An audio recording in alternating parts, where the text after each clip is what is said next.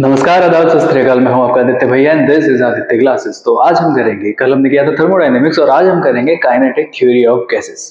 तो ये वाला चैप्टर ऐसा है जिसमें से बहुत ज्यादा क्वेश्चन नहीं आते, एक एटमोस्ट क्वेश्चन आ जाता है, but this is related very much to thermodynamics जो हमने कल किया था, इसीलिए जिसको हम रिवीजन में थोड़ी हमने ज्यादा इसको प्रायोरिटी दे दी है, बिकॉज बहुत छोटा चैप्टर है और ज्यादातर चीजें इसकी रिलेट करेंगी थर्मोडायनेमिक्स से। एक क्वेश्चन तो आएगा ही आएगा, एक जो हो सकता है थोड़े ज्यादा भी आ जाए, मतलब एक तो आएगा, मिनिमम तो एक है, आपके हर चैप्टर से एक क्वेश्चन तो आता ही है।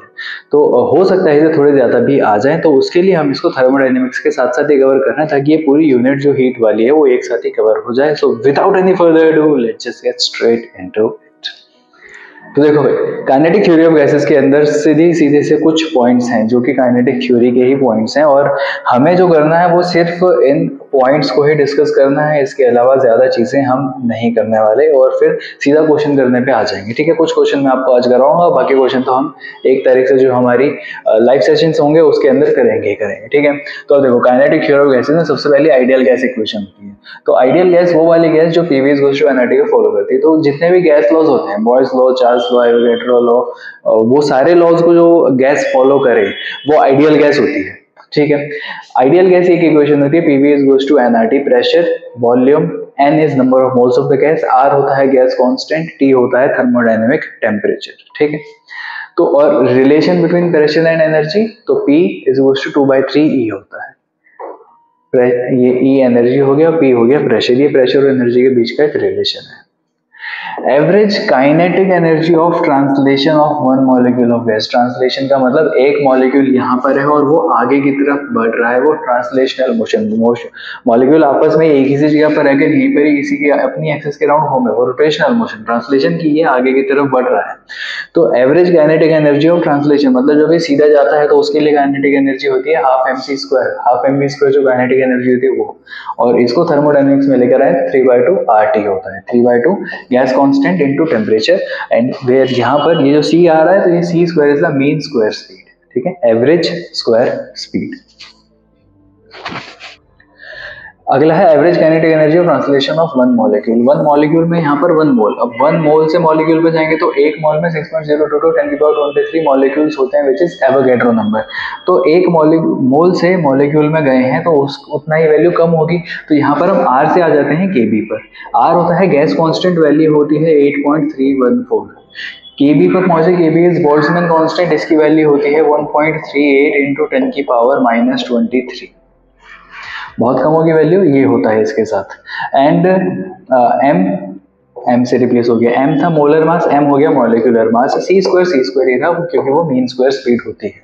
ठीक, आगे अगला रो है कि c² is directly proportional to v, मतलब mean square speed is directly proportional to temperature. जितने ज्यादा टेम्परेचर बढ़ता जाएगा उतनी ज्यादा मीन स्क्वायर स्पीड बढ़ती चली जाएगी। और नॉर्मल स्पीड को देखो, c² इज मीन स्क्वायर, इधर आ गया तो नॉर्मल स्पीड जो रूट मीन स्क्वायर स्पीड है वो इनवर्सली प्रोपोर्शनल होती है टेम्परेचर। ये normal speed of a gas molecule is directly proportional to square root of temperature. ठीक है, आगे इधर ये जो average kinetic energy of translation है, चाहे आप इसकी बात करो चाहे इसकी बात करो, ये जो टोटल एवरेज काइनेटिक एनर्जी है ये 3 हिस्सों में डिवाइड होती है, translational kinetic energy, vibrational kinetic energy और रोटेशनल काइनेटिक एनर्जी। ये वाली जो टोटल एनर्जी है ये टोटली तीन हिस्सों में डिवाइड होती है। ट्रांसलेशनल मतलब आगे की तरफ मोशन, वाइब्रेशनल मतलब अपनी जगह पर ही टू एंड फ्रो मोशन, और रोटेशनल अपनी एक्सिस पे जो घूम रहा है वो। तीनों तरीके की एनर्जी बराबर बराबर डिवाइड होती है। This is called law of equipartition of energy, कि जो टोटल एनर्जी है वो डिवाइड होती है तीनों हिस्सों में इक्वली, हाफ के बीट इधर, हाफ के बीट इधर, हाफ के बीट इधर। This is law of equipartition of energy. Next is Boyle's law, Charles law, Gay-Lussac's law. तो ये 3 लॉ जो गैस फॉलो करती है उसको आइडियल गैस कहते हैं, जिसकी इक्वेशन हमने पहले पढ़ी। Boyle's law is pressure into volume is constant, Charles law is V is proportional to T, and Gay-Lussac's law is P is proportional to T। अब देखो P इंटू V, ये वाला कांस्टेंट की तरफ आ गया, pressure is proportional to temperature and volume is proportional to temperature. ये वाली इक्वेशंस बन गई।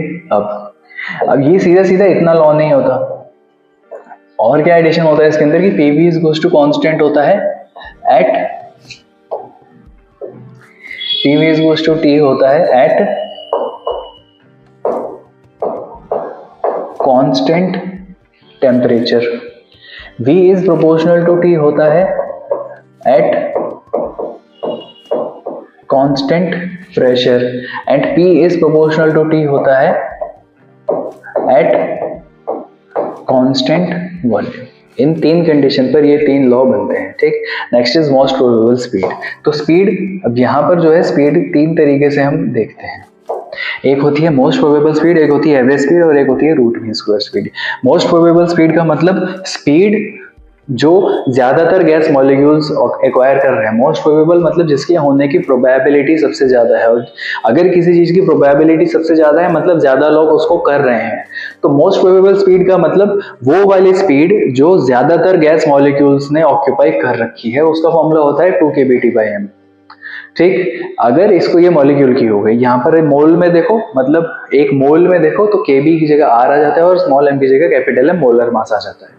एवरेज स्पीड, सारे मॉलिक्यूल्स की स्पीड का एक एवरेज होता है, तो C average is √8 kBT/m and RMS speed root mean square speed, तो ये होता है 3 kBT/m। अब यहाँ पर अगर इनका कंपैरिजन आप करें, इनका अगर हम कंपैरिजन यहाँ पर करें तो कंपैरिजन से देखो kBT/m kBT/m kBT/m यहाँ पर टिका हुआ, फर्क किस में आया, √8 kBT/m यहाँ पर बचा, इसका बचा एक्स्ट्रा कंपोनेंट √2, इसका एक्स्ट्रा कंपोनेंट बच रहा है √3 और इसका एक्स्ट्रा कंपोनेंट आया √8/पाई। पाई की अप्रोक्सीमेट वैल्यू हमें पता है 3.14 होती है। अब अप्रोक्सीमेटिंग तो एग्जैक्ट तो 22/7 होती है, तो 3.14 से अगर मैं इसको डिवाइड करूं तो 8 divided by 3.14, this gives us लगभग something which is greater than 2 but less than 3, 2 और 3 के बीच में आएगा। तो इसका मतलब कि सबसे कम तो हुई ये most probable speed, then average speed आएगी and then root mean square speed आती है। तो इसका अगर आप ग्राफ ड्रॉ करें, एक एक्सिस हमारे पास ये आ गई एंड एक एक्सिस हमारे पास ये आ गई। इन दो एक्सिस के बीच में मेरे को ग्राफ ड्रॉ करना है इसका स्पीड का, तो यहां पर मैं कर रहा हूं speed versus number of molecules, बल्कि उल्टी एक्सिस लगा दी मैंने, सॉरी।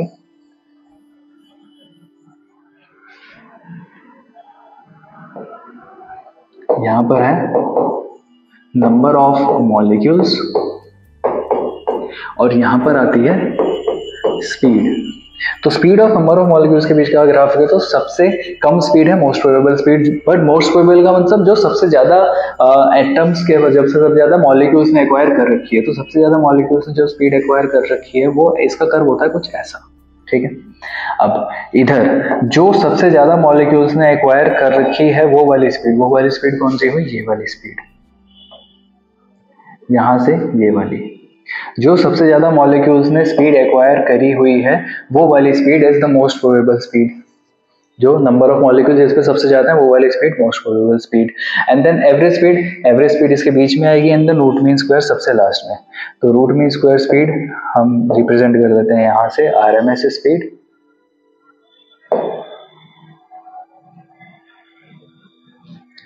और ये हो गई हमारी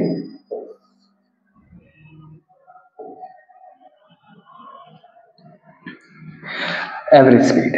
तो वो वाली स्पीड जो सबसे ज्यादा गैस मॉलिक्यूल्स ने एक्वायर कर रखी है वो वाली स्पीड हो गई हमारी, this is most probable speed.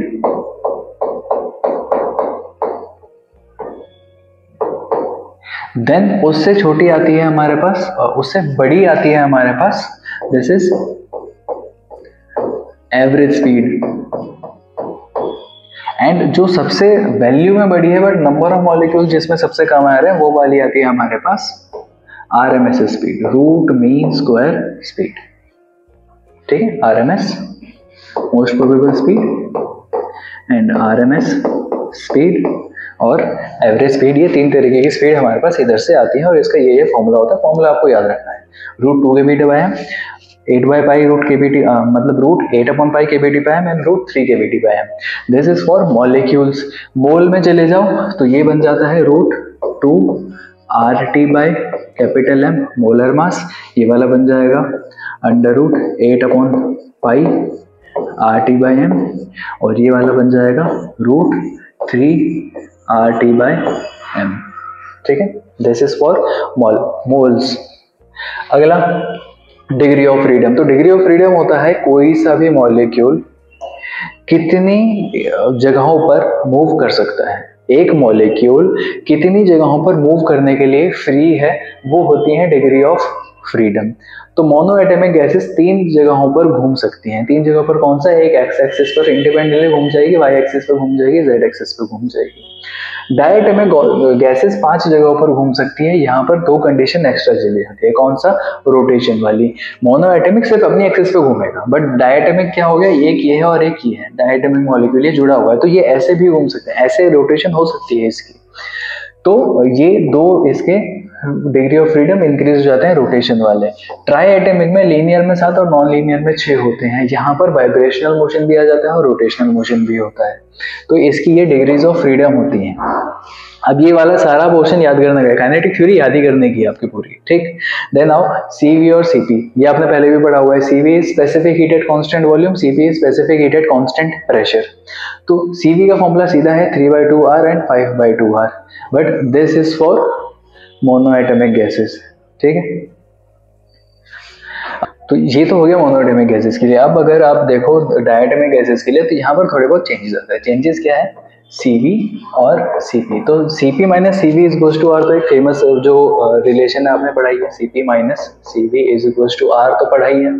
तो यहाँ से आया CP is equals to CV plus R होता है।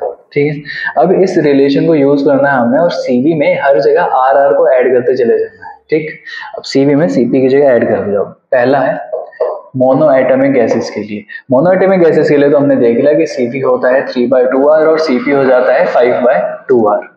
आगे आ जाते हैं डायटोमिक। डायटोमिक में 2 केस होते हैं, एक होता है रिजिड और एक होता है नॉन रिजिड।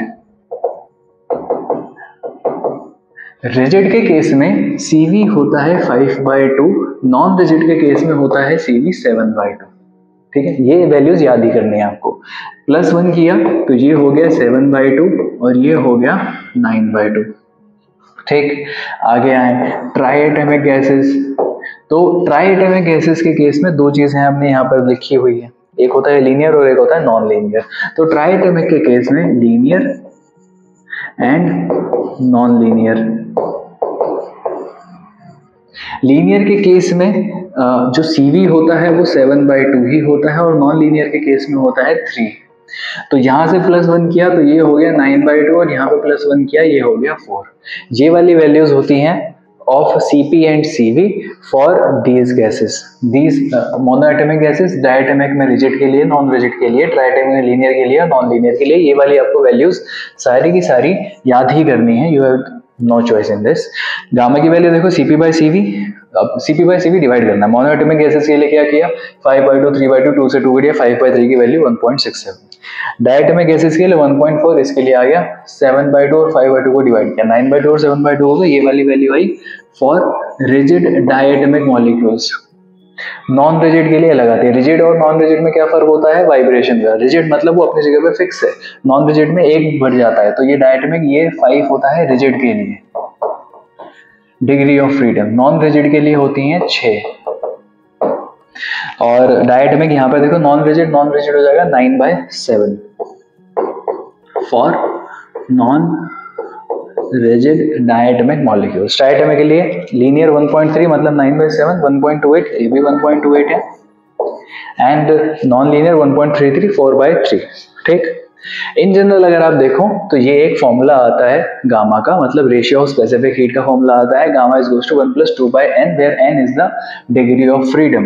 1 + 2/n, यहाँ पर आप वैल्यू लगा के देख सकते हो, ये वाली यहाँ से गामा की वैल्यू आपके पास मिल जाती है। जैसे इसके लिए 3 हो गई, तो 1 + 2/3 होता है 0.677, तो ये हो गया 1.667 है, 1.67 है, इसका आंसर था यहाँ पर। ये वाली सिंपल वैल्यूज होती है, और काइनेटिक थ्योरी ऑफ गैसेस के अंदर यही वाली सारी चीजें आती हैं घूम फिरा कर। सिर्फ यही चीजें हैं जिनमें से आपको कोई ना कोई सवाल पूछा जाएगा। तो अब सीधा क्वेश्चन पे आते हैं कि किस तरीके के क्वेश्चंस इसके अंदर पूछे जाएंगे। चलो, पहला क्वेश्चन है, इन्होंने क्वेश्चन लिखा है टेम्परेचर, मैंने ही लिखा है एक्चुअली, तो temperature remaining constant, pressure of a gas is decrease by 20%, temperature constant है। अब आइडियल गैस इक्वेशन आपके पास PV is goes to nRT। अगर आपको मेंशन नहीं किया कौन सी गैस है तो आप आइडियल गैस ही लोगे, मेंशन किया है आइडियल गैस है तो आइडियल गैस लेनी है, और अगर मेंशन किया है रियल गैस है तो फॉर्मूला थोड़ा ऑल्टर होता है। बट काइनेटिक थ्योरी जो आपके लेवल पे क्वेश्चन आएंगे नीट पर, सारे के सारे क्वेश्चंस वही आएंगे जहां पर आपको आइडियल गैस लेनी है। तो PV is goes to nRT हमारे पास आइडियल गैस की इक्वेशन है जो हमने शुरुआत में लिखी थी। इन्होंने बोला टेम्परेचर को कांस्टेंट लेना है, number of moles of a gas constant ही रहेंगे, वेरी नहीं करेंगे। R तो गैस कांस्टेंट है ही, और T इन्होंने कांस्टेंट लेने को बोल दिया। तो ओवरऑल इक्वेशन क्या बनी हमारे पास कि PV इज इक्वल्स टू एक कांस्टेंट है, ये बन गया हमारे पास, पहली चीज आ गई। आगे इन्होंने बोला कि pressure of a gas is decreased by 20%, pressure change in its percentage change in its volume, sorry percentage change in its volume निकालना है। अब हमें क्या दिया कि pressure is equals to P dash is equals to pressure decrease by 20%, तो original pressure minus 20% मतलब 20/100 into P, ये हो गया। 20% डिक्रीज हुआ तो इसको हम ऐसे भी लिख सकते हैं 0.8 टाइम्स P, ठीक है। अब हमें क्या निकालना है, वॉल्यूम में कितना चेंज आया। अब देखो PV is equals to constant है, दो चीजों को मल्टीप्लाई करके एक सिंपल आंसर आ रहा है। अगर मैं एक चीज को कम कर रहा हूं तो दूसरे को बढ़ाना ही पड़ेगा ताकि मल्टीप्लिकेशन सेम रहे, तो डिक्रीज नहीं हो सकता, डिक्रीज नहीं हो सकता, बचा क्या, इंक्रीज। अब अगर आप दो चीजों को मल्टीप्लाई कर रहे हो, एक चीज कम हो रही है, देखो प्लस में क्या होता है, जैसे मेरे को क्या है कि मैं x प्लस वाई को प्लस कर रहा हूँ, 6 आ रहा है मेरे पास, तो अगर मैं x में 5 कम करा मैंने तो y में 5 बढ़ा दूंगा, 6 आंसर बनेगा वही। तो एडिशन के अंदर क्या होता है, जितना डिक्रीज ये हुआ उतना इंक्रीज इसको कर तो सेम आंसर आ जाता है। मल्टीप्लिकेशन के केस में ये नहीं होता, x इंटू वाई अगर 6 है तो अगर मैं x को 5 कम कर रहा हूँ तो y को 5 बढ़ाऊंगा तो सेम आंसर नहीं आएगा, आंसर चेंज हो जाता है। तो सेम आंसर मल्टीप्लिकेशन के केस में नहीं आने वाला, तो आई कैन से कि ये भी आंसर नहीं हो सकता, ये वाला आंसर होगा। बिना सॉल्व करे मैं आपको बता रहा हूँ, बाकी आप सॉल्व करके देखते हैं। अब क्या है, P इंटू V कॉन्स्टेंट है तो V हो गया K बाय P, ठीक। अब ये वाला यहाँ से V डैश अगर हम निकालें तो V dash is K divided by P dash. K कितना हो गया, K ही रहेगा। P डैश कितना हो गया, 0.8 times P। K upon P क्या है, ओरिजिनल वॉल्यूम, तो ये आ गया V divided by 0.8। V dash is V divided by 0.8, तो V डैश कितना हो गया, V इंटू में, अब वो 0.8 को सॉल्व कर लो, 10 ऊपर चला गया, 8 यहाँ पर आ गया, 8 और 10 को सॉल्व करो, 8 और 10 को सॉल्व किया तो कितना आया, 8 1 जा 8, 20, 8 2 जा 16 एंड 45। तो V dash is 1.25 times the original volume. 1.25 बढ़ गया, 0.25 बढ़ा, मतलब 25% का इंक्रीज हुआ है, इधर 25% का इंक्रीज हुआ है। आंसर मैंने आपको पहले ही बता दिया था, ठीक। ये क्वेश्चन है याद करने वाला, याद कर लो। Real gas behaves in ideal gas when its pressure is low and temperature is high, इसको याद कर लो। एक रियल गैस आइडियल गैस की तरह बिहेव करती है जब उसका प्रेशर लो होता है और टेम्परेचर हाई होता है, याद कर लो, सीधा सीधा क्वेश्चन आएगा इसका। Next, RMS speed of oxygen molecules is V at temperature T। RMS speed V, RMS का फॉर्मूला अभी हमने पढ़ा था, वो था 3 kBT या फिर 3 RT/m। अब RMS speed of oxygen molecules is V at temperature T, ठीक है। V है स्पीड एट टेम्परेचर T, जी आ गया मेरे पास V। If temperature is double the molecules of gas dissociate into atomic oxygen, तो RMS स्पीड कितनी होगी, क्या होगा, अब टेम्परेचर को डबल किया, अब क्या हो गया, T dash is 2 times the original temperature T। अब इससे क्या हुआ फर्क कि डिसोसिएट हो गए ऑक्सीजन के मॉलिक्यूल, O2 से अब O बन गया। मेरे पास क्या हुआ, O टेम्परेचर बढ़ाने से O2 से O प्लस O बन गया। तो अब मेरे पास सिर्फ इसी की, इस ऑक्सीजन की मेरे को स्पीड निकालनी है, तो मास अब जो चेंज हुआ है वो ओरिजिनल मास का आधा हो गया, पहले 32 था अब 16 हो गया। तो अब V डैश कितना आएगा, RMS स्पीड कितनी होगी, तो under root 3 into R into T, T कितना हो गया 2t हो गया, डिवाइडेड बाय m हो गया m/2, 2 ऊपर चला जाएगा, ये हो गया 4 इंटू 3RT/m, और इस पूरे का था स्क्वायर रूट। अब पूरे का स्क्वायर रूट था, रूट को सॉल्व करोगे तो ये आ जाएगा 2 बाहर and square root of 3RT/m, 3RT/m original थी तो मतलब ट्वाइस, तो 2v इसका आंसर हो गया, 2 टाइम्स इंक्रीज हो गई। अगला question, the temperature of an ideal gas is increase from 120 kelvin to 480 kelvin, the RMS speed of gas molecules कितनी हो जाएगी। अब अगेन आरएमएस स्पीड, तो v is equals to square root of 3RT/m होता है। अब पहले था 120, अब हो गया 140, एक ही गैस है तो m वही रहेगा, 3 वही है, r कांस्टेंट है ही।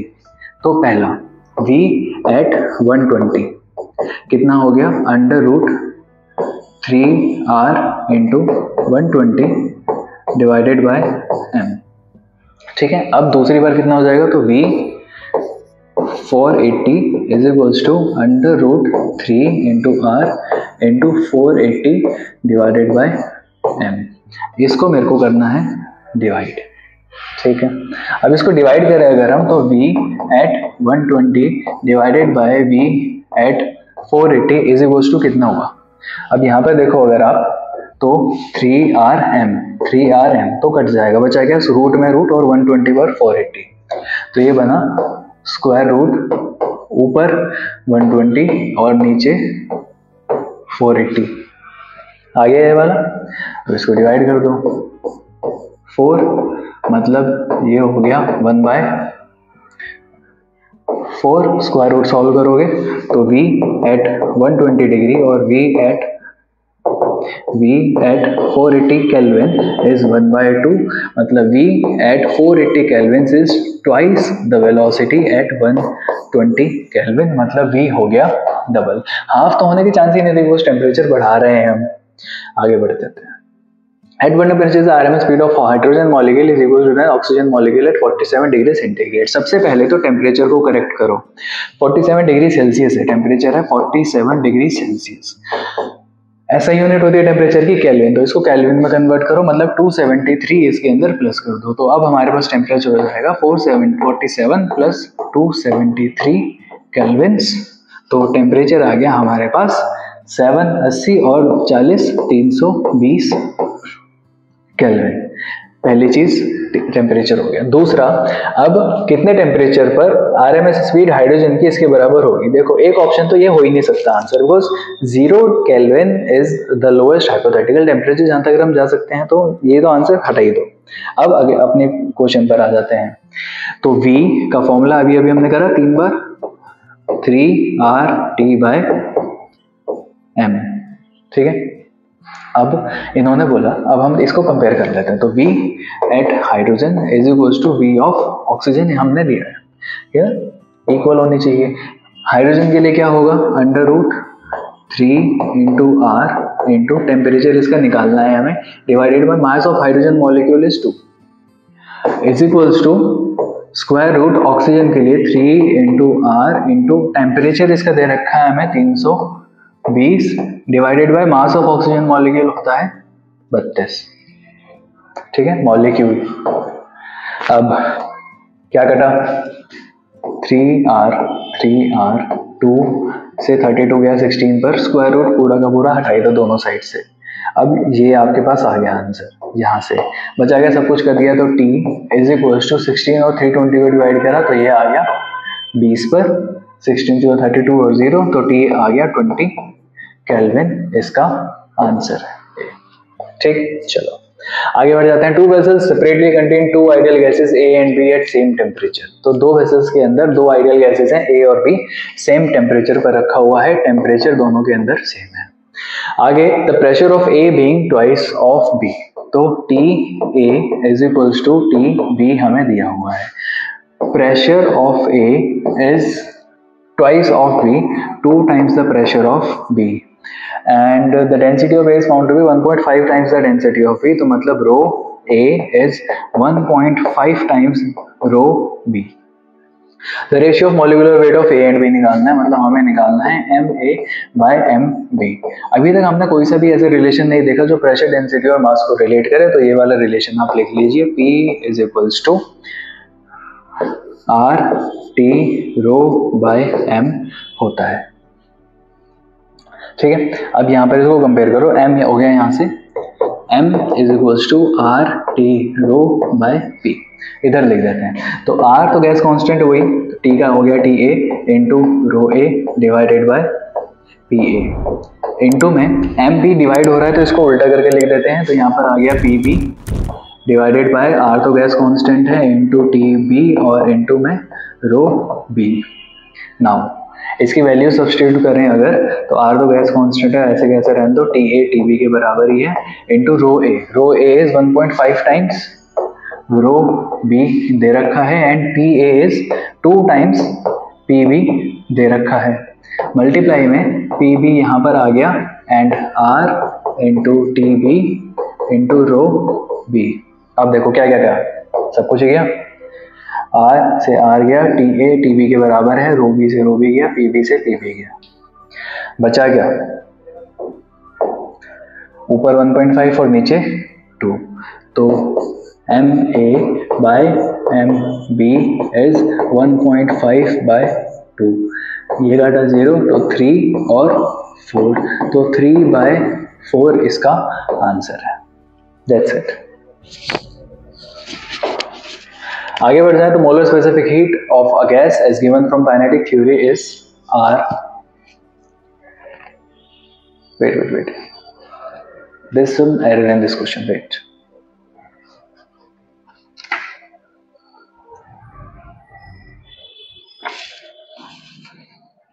यहां पर है R नहीं है, यहां पर 5R बाय 2 है, ये क्वेश्चन है। तो the molar specific heat of a gas is 5R by 2, C is equals to 5R by 2 दे रखा है, ना CP पता है ना CP पता है, मतलब ये C ना CP है या CV है वो नहीं पता, it is not specified, it is CP और CV। तो इससे हम क्या कंक्लूड कर सकते हैं कि ये डेफिनेटली मोनोएटॉमिक है, या डेफिनेटली रिजिड डायटोमिक है, या डेफिनेटली नॉन रिजिड डायटोमिक है, या कैन बी मोनोएटॉमिक या फिर रिजिड डायटोमिक हो सकता है। तो 5R बाय 2 वैल्यू आ रही है नहीं आ रही। अभी हमने देखा था कि मोनोएटॉमिक के लिए CP की वैल्यू 5R बाय 2 है, अभी हमने देखा था कि रिजिड डायटोमिक के लिए CV की वैल्यू 5R बाय 2 है, और हमने देखा था कि नॉन रिजिड डायटोमिक के लिए CV की वैल्यू थी 7R बाय 2 और CP की वैल्यू थी 9R बाय 2। तो ये तो हो ही नहीं सकता, ये भी हो सकता है, ये भी हो सकता है, can be monoatomic, can be rigid diatomic, ये वाला आंसर हो गया आपका। आगे, if CP and CV are specific heat of nitrogen per unit mass at constant pressure and volume, then क्या होगा। इन्होंने, हमारे पास रिलेशन था जो मेयर्स लॉ है, मेयर्स फॉर्मूला, तो CP minus CV is equals to R, ये एक मेयर्स फॉर्मूला है हमारे पास जनरल। इन्होंने लेकिन यहाँ पर चेंज करा, इन्होंने बोला क्योंकि अभी जे का क्वेश्चन है, तो पहले जब जो पिछले वाले थे सारे वो AIPMT के थे, तो CP और CV स्पेसिफिक हीट एट पर यूनिट मास है, तो ये भी पर यूनिट मास है और ये भी पर यूनिट मास है, ठीक है। तो eight constant pressure and volume, तो CP माइनस CV एग्जैक्टली क्या होगा। अब नेचुरल एग्जैक्ट लॉ क्या है, एग्जैक्ट लॉ ये है, एग्जैक्ट लॉ ये है, बट क्वेश्चन के हिसाब से क्या आ रहा है, CP minus CV by M इधर भी है और बाय M इधर भी है। अगर इसको बैलेंस करना है नेचुरल लॉ के हिसाब से देखो तो R बाय M यहाँ पर भी आना चाहिए। अगर CP और CV एग्जैक्ट वैल्यू लो तो वो R मतलब गैस कांस्टेंट के बराबर है। अगर CP और CV को ही हमने पर यूनिट मास लिया है तो R में भी तो पर यूनिट मास लेंगे, जब भी तो ये पूरा का पूरा जो हमारा एक्चुअल लॉ है उससे मैच करेगा। तो R बाय M कर दो, नाइट्रोजन का मास होता है 28, तो 28 से इसको डिवाइड कर दो, R by 28, CP minus CV is equals to R by 28, this is the answer. अगला, सारे क्वेश्चंस खत्म हो गए। तो that's it for today's session. I hope आपको काइनेटिक थ्योरी का ये पूरा का पूरा पार्ट बहुत अच्छे से समझ आ गया होगा, एंड इफ ऐसा है कि आपको सारी चीजें अच्छे से समझ आएगा तो give this video a thumbs up, comment कर दो कि भैया मेरे को सारी चीजें अच्छे से समझ आ गई, चैनल सब्सक्राइब कर दो ताकि आने वाले सारे वीडियो की नोटिफिकेशन आपको मिलती जाए। All the best for everything in your life, all the best for your exam जिसके लिए आप बहुत मेहनत से प्रिपेयर कर रहे हो। I know you are going to rock in the exam. तो अब मिलते हैं कल एक नई वीडियो के साथ, तब तक के लिए टेक केयर, बाय बाय, जय हिंद।